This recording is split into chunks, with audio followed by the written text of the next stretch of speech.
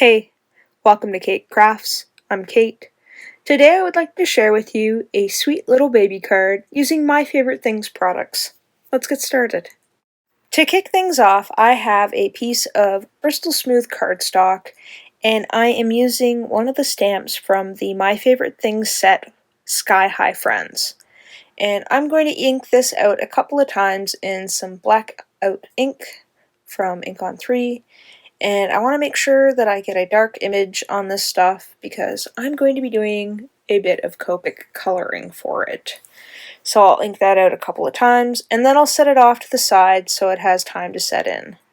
And while that's off drying, I am cutting out the same image from some full stick post-it note because we are going to do a little bit of stamp masking. So I'll go ahead and cut this off with some very sharp scissors, and I will spare you the tedious torture of having to cut it all out. So I'll set that off to the side and get into coloring. I'm kind of a little backwards right now. I had the Misty already out and thought I would do all that first, and then I would get into the coloring. So here I'm just doing the bear with some E30 markers, just doing my darkest to lightest, and that's how I generally color. But I don't know, I wanted to do another card using the My Favorite Things, and this was kind of what came to mind. I thought, why not do another baby card? I know I recently did a baby card with some of Lawn Fawn's new release, but I thought I would try a little bit of My Favorite Things. I do have quite a few of their stamps, as it's one of my other smaller collections that I own, and they tend not to get a whole lot of love. Not like Lawn Fawn, and I've got quite a few other stamp companies in my collection. Mind you, they are just small collections compared to what I have in Lawn Fawn, but I have to say, My Favorite Things has got some pretty cute stuff, and actually I think I got this set from a friend who was destashing. I have a friend there who sometimes buys doubles, and sometimes she'll hit me up and be like, yo, you want to buy my mistake off of me? And I'll check it out and be like, sure, that's pretty cute. And we work out the difference, and she sends it to me, and everybody's happy. Win-win, right? I don't have to sit there and shop for myself. I just wait till my friends tell me that they have doubles and ask me first if I want to buy it off of them before they sell it on Facebook or something. So that's how I acquired this set. Otherwise, I probably would have never bought it on my own because it's not really my style. I mean, I'm not super into making the baby cards, although I have had to make quite a few baby cards this year. Simply because I have markets, and baby cards and wedding cards and birthday cards tend to go quick.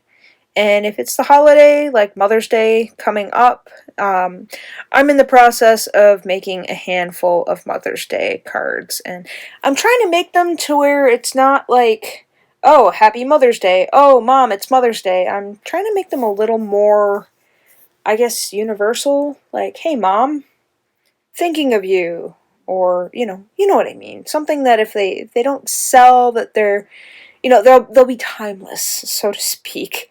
Like, most everybody has a mom to send a card to, so why not? Or at least a mom that you could send a card to. So that's what I'm currently working on, and that's what I've been doing, is trying to prepare for this year's market. That's why I haven't been around a whole lot. I've had a few other projects going on, and taking care of a few health issues. Nothing serious, just something that I need to figure out and find a balance, because sometimes life gets in the way, when you just want to sit at your desk and play with paper and markers and colored pencils and paints and, all the fun stuff. You kind of gotta get up and actually do other things, like, I don't know, go to the gym and, feed yourself and, personal hygiene and, stuff like that. That all gets in the way. It's kind of like when you're gaming. I don't know if any of you are gamers out there, and let me explain it to you, those who aren't. If you get a really good game, sometimes you could sit there for hours and hours and hours and play, and That's what I can do, is sit here for hours and hours and hours and play, and sometimes I gotta turn off the lights and go to bed, and it's kind of sad. So all I'm doing here is taking all the little cutout pieces that I did, and I'm just going to mask off all of my coloring. That's why I cut it off all on paper, because it was kind of shameful of how quick and easy, yeah, right, this wasn't. So I'm just mashing that down nice and neat, and I'm going to do a little bit of stenciling. So what I have here is the My Favorite Things Thought Cloud stencil, which, I don't know, when I saw it, I was like, oh, that's really cool.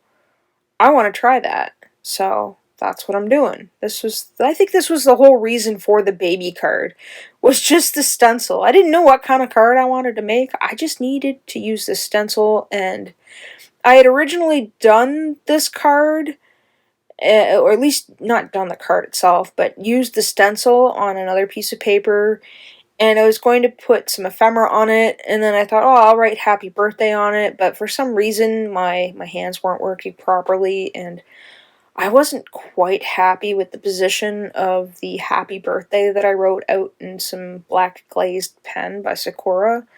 So this is me redoing the card, because sometimes I just don't like the first step, and then I gotta redo it. So that's what I'm doing. So I've gone in with some chipped sapphire, and now I'm gonna go in with a little bit of salty ocean, and I'm overcomplicating things with these little magnets here. So bear with me. I get an idea in my head and I think it's a good idea, and I try it out while I'm doing everything else and realize it's not, so then I overcompensate. And that's what I'm doing here. And I don't want my fingerprints all over the clouds, so I'm trying to keep my fingers within the magnets and the stencil itself. And this salty ocean is just a tad bit dry, as are most of my inks here.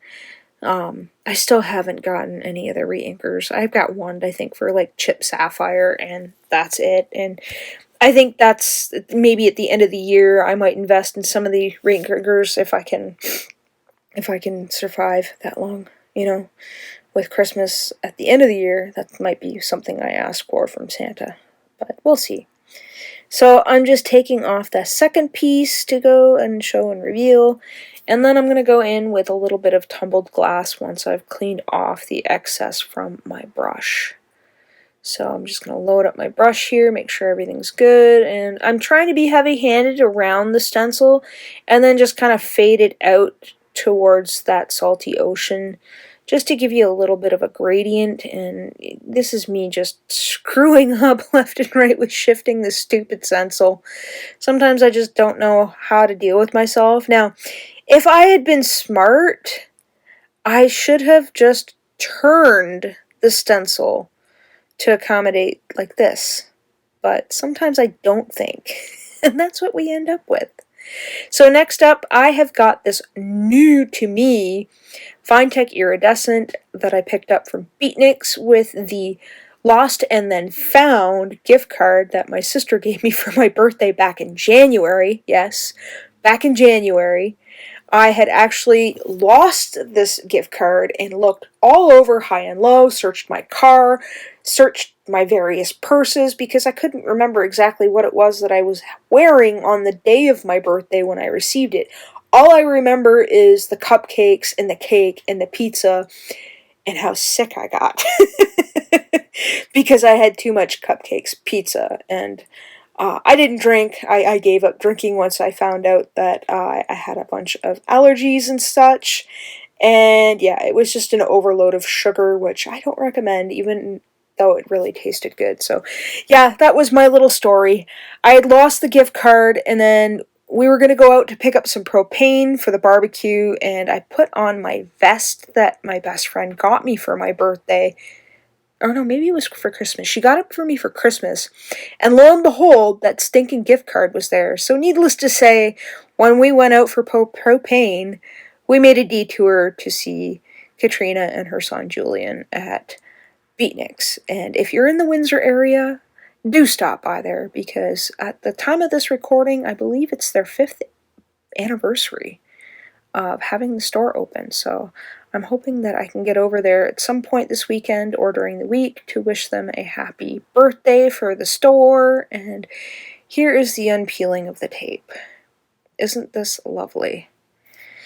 So I'll make sure to leave everybody's links in the description below so you can check them all out. But here's me deciding what I need to do, because I've got that big splatter that I made. You can kind of see at the bottom there. So I'm trying to buy myself some time. I'm just taking this dollar store black gel pen that I had on my desk and just kind of going over the little banner lines, because I wasn't sure I liked how they didn't really stand out much. Now, I could have done the entire thing relined like this, or just restamped it, but I wanted to make these a little bit darker, because it almost looks to me like they stand out just a tad bit more than everybody else does, and that's why I did it. So I'm just going around and touching up the edges of what I want to kind of have poke out just slightly bit. I mean, this could all be in my head. I don't know. I might be full of myself by just saying all this, but that was my mindset when I was doing this. So, I don't know. Let me know in the comments below if you really thought this actually made a difference. If it's not, then I'm not upset about it. So here we are. We're going to cut this down as best as we can.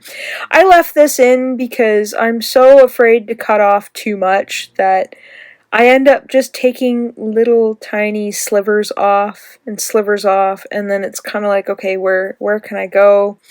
Do I do this much? Do I do that much? Okay, let's just go here.